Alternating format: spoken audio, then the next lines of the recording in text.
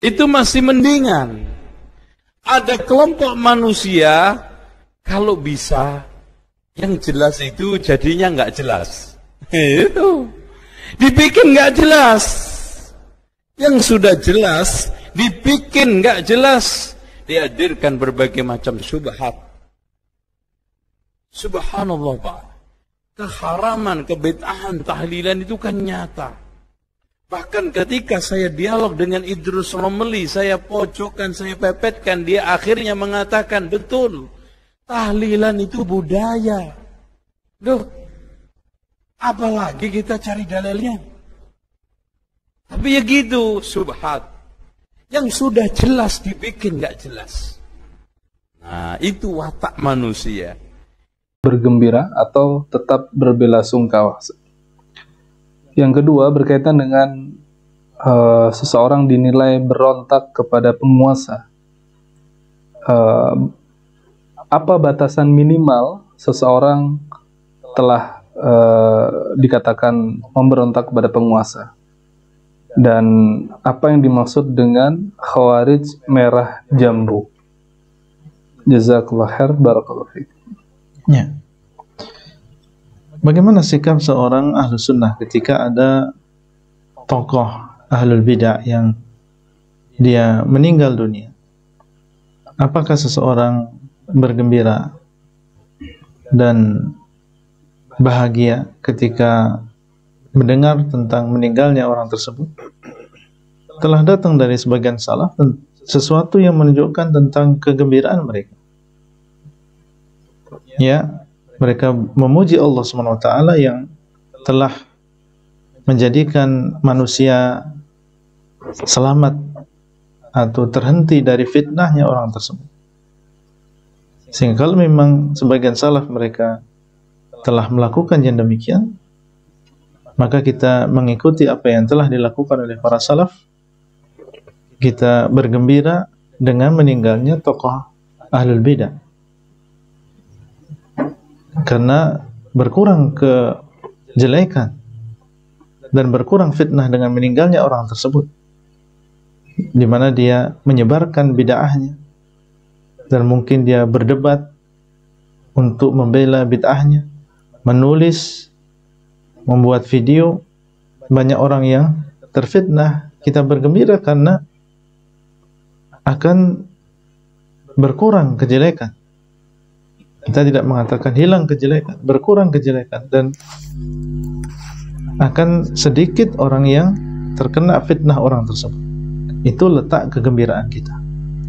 Karena seorang muslim itu gembira ketika agama Allah ini nampak, ketika sunnah Nabi SAW ini nampak. Gembira ketika kesyirikan itu hilang, dan gembira ketika kebid'ahan itu hilang.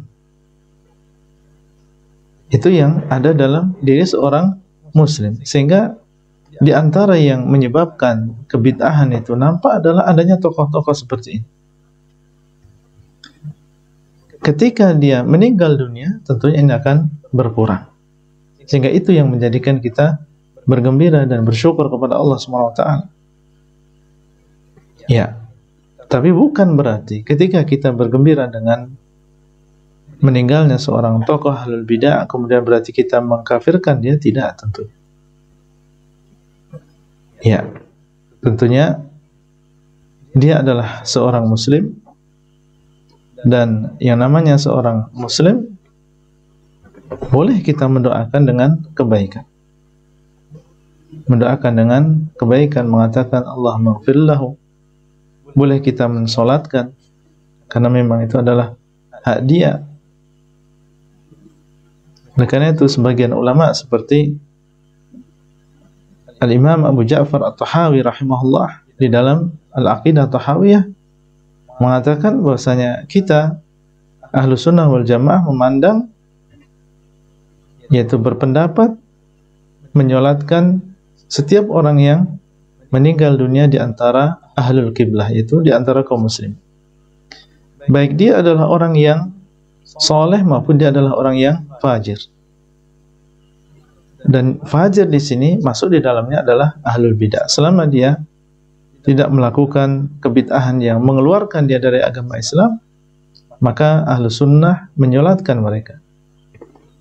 Nah, cuma yang perlu diperhatikan, Nabi SAW pernah dahulu beliau tidak mau menyolatkan seorang muslim. Sebabnya apa? Karena muslim tersebut melakukan sesuatu yang melanggar syariat dan Nabi SAW ingin memberikan pelajaran bagi yang lain. Dia tidak membayar hutang, sehingga Nabi SAW tidak menyolatkan orang tersebut sampai dibayarkan hutangnya. Dan ini beliau SAW ingin memberikan pelajaran bagi yang lain supaya tidak bermudah-mudahan di dalam masalah hutang. Dan saat itu Nabi SAW tentunya dalam keadaan agama Islamnya adalah agama yang zahir, yang kuat, yang nampak. Sehingga ketika seseorang seperti Nabi SAW ini tidak menyolatkan, tentunya ini memiliki pengaruh tersendiri pada jiwa kaum muslimin saat itu. Sehingga di zaman sekarang pun seandainya seseorang dalam keadaan kuat, sunnah di sebuah tempat dalam keadaan nampak dan kuat, misalnya di pondok, misalnya ada seseorang yang dia melakukan sesuatu yang menyimpang dari ajaran agama Islam, kemudian seorang pemimpin atau ketua pondok ingin memberikan pelajaran sehingga dia tidak menyolatkan dengan tujuan supaya yang lain mengambil ibrah, maka tidak masalah. Tujuannya adalah bukan karena menganggap dia keluar dari agama Islam, tapi untuk memberikan pelajaran bagi yang lain.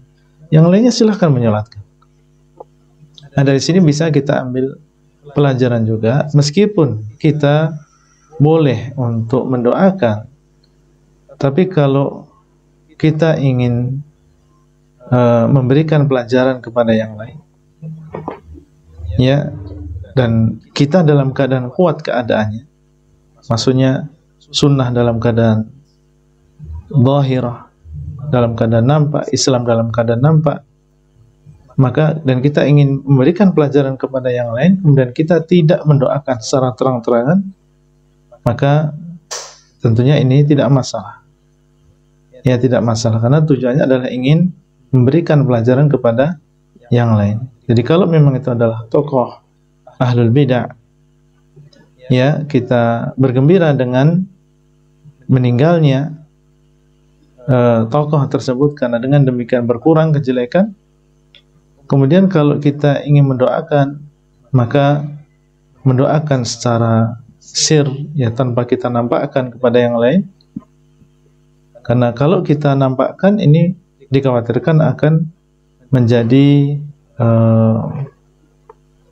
persangkaan dari sebagian orang bahwasanya orang ini tidak masalah gitu, sehingga seorang seperti Ustadz Fulan dan Ustadz Fulan yang itu merupakan tokoh ahlu sunnah wal jamaah sampai mendoakan dan menampilkan di hadapan orang banyak, sehingga orang seperti beliau, karena dia adalah atau beliau adalah tokoh ahlu sunnah wal jamaah yang dilihat oleh orang banyak, maka seandainya ingin mendoakan secara pribadi saja tanpa menampakkan kepada yang lain. Nah, wallahu taala a'lam. Kemudian yang kedua tadi tentang masalah batasan memberontak. Yang dimaksud dengan memberontak atau khuruj kepada penguasa yang sah tentunya adalah dengan mengangkat senjata, memerangi mereka, berusaha untuk menggulingkan mereka.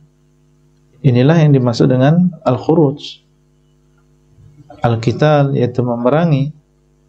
Dan ini adalah perkara yang diharamkan dalam Islam, dan ijma' para ulama bahwa ini adalah perkara yang diharamkan meskipun penguasa tersebut adalah orang-orang yang zalim. Cuma yang perlu kita ingatkan di sini, dari mana awal dari pemberontakan ini? Pemberontakan yang berupa mengangkat pedang dan juga senjata ini, kalau kita perhatikan awalnya adalah dari sesuatu yang disepelekan oleh sebagian orang. Berawal dari ucapan, lisan. Berawal dari dua orang mungkin. Saling berbicara tentang masalah penguasa. Tentang kejelekan penguasa. Kemudian di dalam majelis yang lain 3 orang dan seterusnya. Kemudian ada kesepakatan untuk mengumpulkan ya banyak orang. Akhirnya semakin panas dan semakin panas, yang terjadi adalah pemberontakan dan memerangi penguasa. Sehingga tentunya kalau memang awalnya demikian, yaitu harus kita cegah, dan itu adalah perkara yang diharamkan. Jadi memang pemberontakan adalah mengangkat pedang, cuma itu diawali dengan ucapan. Awalnya tidak langsung dengan pedang, tapi dengan pertemuan-pertemuan rahasia, dengan ucapan-ucapan yang provokatif dan seterusnya.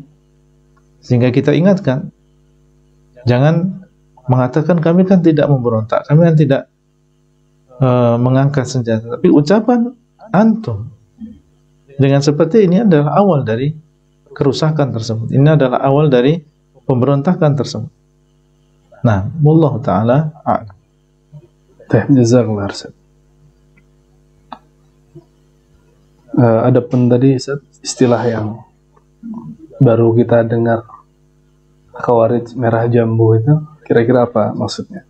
Allahu a'lam. Khawarij merah jambu, yang kita tahu maksudnya Khawarij ini adalah kelompok yang sesat, yang memiliki pokok akidah, dan di antara pokok akidah mereka yang pertama adalah mengkafirkan pelaku dosa besar. Kemudian yang kedua adalah memberontak kepada penguasa yang sah, yang menurut mereka adalah orang-orang yang zalim. Itu Khawarij yang kita tahu. Adapun sebagian orang membuat istilah yang baru, maka ini hati-hati yang demikian. Memberikan istilah Khawarij merah jambu, dari mana itu? Apakah ada di antara ulama yang mereka membuat lakop-lakop seperti ini, dan apa maksud mereka? Wallahu a'lam.